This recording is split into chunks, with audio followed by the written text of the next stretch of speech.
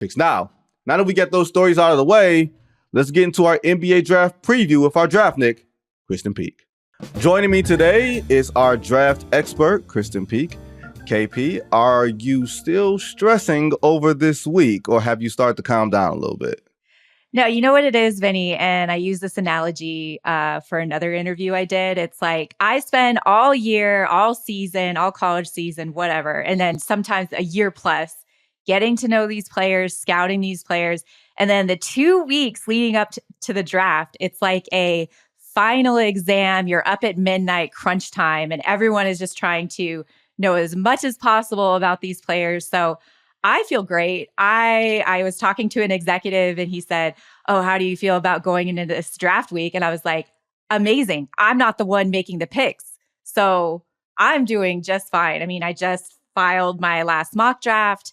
There's going to be a few other stories coming out this week, but with such a weird draft with so much uncertainty, I kind of love it. I think there's going to be organized chaos on draft night. And the fact that it's now a 2-night draft, there's 24 green room invites, Vinny. I think we're going to be seeing a couple guys that are going to have to be sitting there and wait for the second night.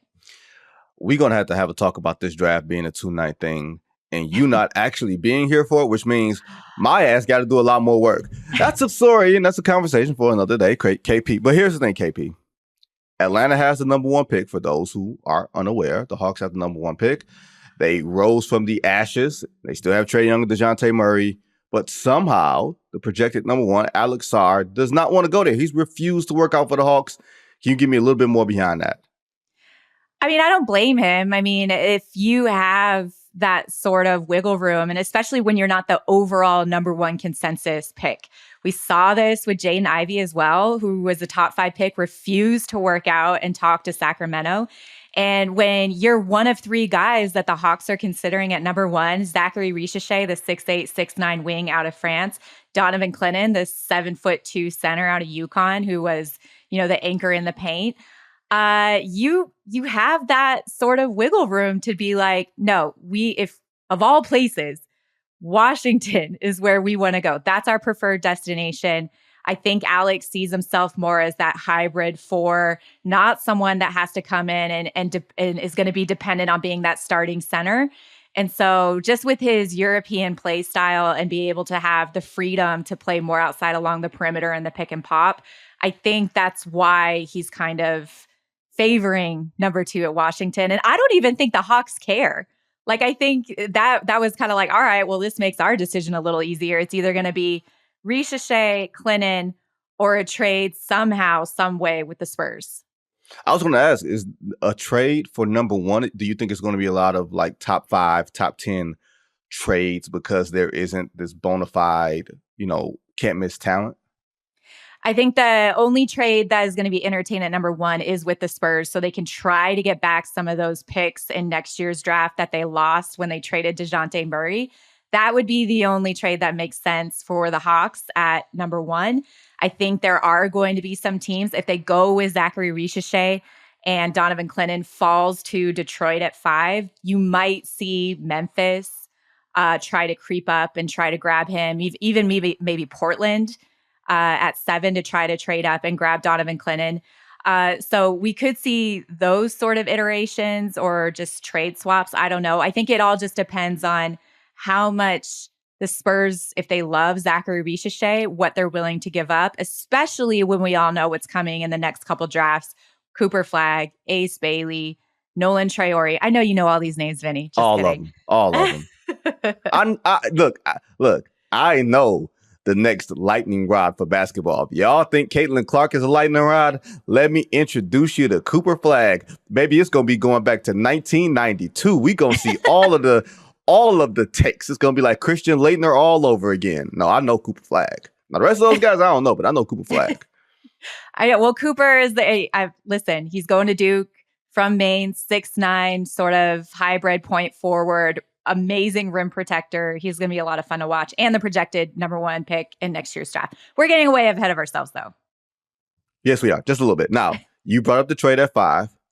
This is the bane of my existence, considering this is my market, and they had 14 wins. And I've been looking at the mocks, and the mocks have had a name that does not seem to make sense, and I can barely pronounce it. It's Buzekis? Modest Buzelis. He Buzelis. I'm sorry, played, Buzekis. yes, Not, yeah, sorry about that. he played. That's okay. That's why I'm here on the crash course. We're going through this together. It's fine. Modest played 1 year with the G League Ignite, 6'9", really athletic forward.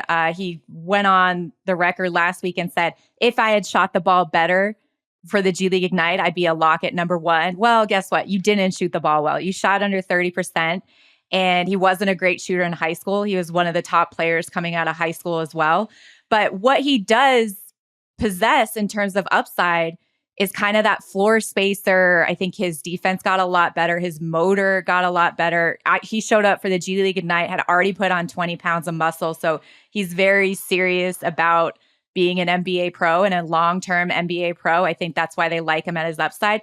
The thing that's going to be interesting, though, is if Donovan Clinton is sitting there at 5, and I actually have Detroit taking him in my latest mock draft heading into the draft, it's going to be hard to pass up on I think, starting center who's going to have a very long NBA career. So do you take Donovan Clinton, go into free agency, find a wing, find a shooter? I think you can find more of that in free agency than a 7'2", runs the floor very well, elite rim protector. You can move Isaiah Stewart out and put Donovan Clinton and Jalen Duren in the front court together. I think that's a step in the right direction.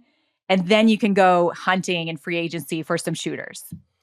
Yeah, I'm still not sure exactly what to do with Jalen Duren because he's so athletic, but he doesn't defend and doesn't protect the rim. I got questions. I still think there's a lot there, but I saw some steps back this year, but I think a lot of people in Detroit took a step back last year because, the coaching wasn't too great. And they played Killian Hayes for 2/3 of the season. But that's a story for another day. That's frustrations for another day. Now, you haven't mentioned LeBron James Jr., a.k.a. Bronny James. And it looks like the Lakers are going to take him. He's been refusing workouts. I think he's only worked out for Phoenix and the Lakers, correct? Now, does this feel like the beginning of some level of trend, like beyond Bronny James, the whole Bronny James conversation we've exhausted, right? But it feels like, KP, this is going to be the start of kids with familiar last names and parents who we know and have seen for years. This just feels like the start of a trend, right? Yeah, there's two players in this year's draft. Devin Carter, whose dad is an assistant for the Memphis Grizzlies, and also Bronny James, obviously his son or his dad is LeBron James. The wave that's coming in the next few years, you got Cameron and Caden Boozer that are going to be in 2026. Yep. Next year, we have Dylan Harper, DJ Wagner. I can't even think off the top of my head some of the other players that are going to be coming, and they're legacy kids. And then further down, you got Gilbert Arenas' and Taj Ariza's sons. So these are all players that are being projected high in high school and are already doing, things that their dads didn't necessarily do at the high school level. So the legacy of these sons to fathers has been really interesting for me to cover. Kiyan Anthony is another name. Yeah. Justin Pippen, who's going to Michigan next year, is another name, because I get to see these great players, Carmelo, LeBron, Scottie Pippen, show up to the gym and they're just dads.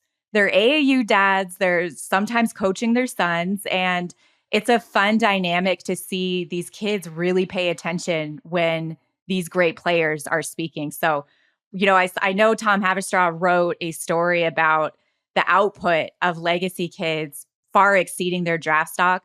If Bronny goes at 55, I think he 100% could exceed that draft stock. He was a shell of himself at USC. I don't want to hear about his stats. This kid had cardiac arrest, underwent heart surgery, and then was back on the court 3-4 months later. So that alone is just unheard of. It's extraordinary to see. So I think Bronny is going to be a good long-term pro. He has a high IQ. He understands the game. He's going to be patient with his development. He longer wingspan than people think. He's got great size, not in terms of height. He's only about 6'2", 6'3", maybe. But understands the game, understands the PNR. We saw a little bit of a floater in the lane during the 5-on-5 scrimmages.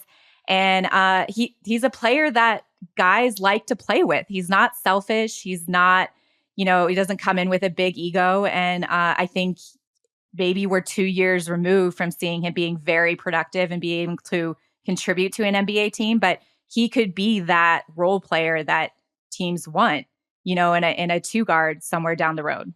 Yeah, the size thing is one of those things that get to me because I think he measured at 6'1" and 3/4 without shoes, which doesn't really matter because you're playing basketball in shoes anyway. I never understood the whole what is your height register when you don't have shoes on? Do you hoop with shoes on? Do you hoop with shoes off? All right, cool, whatever, right?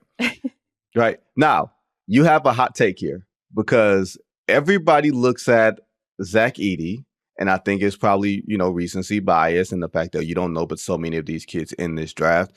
It feels like a lot of people are higher on Zach Edey than you are, and you have a take on such a thing. So I'm just going to give you the floor. I'll say this. I mean, I have come around a little bit on Zach Edey. For the longest time, it was if I have 58 picks, he's not even 58th on my board. But going back and watching film and looking at this draft, this is the perfect draft for him. This is the perfect draft for a player like Zach Edey in terms of if you are a team in that first round and you want that secondary anchor in the defense, you want someone who guards are going to question driving the paint when they see a 7'4", 7'5", 300-pound center there in the paint. That's where you're going to get value from Zach Edey.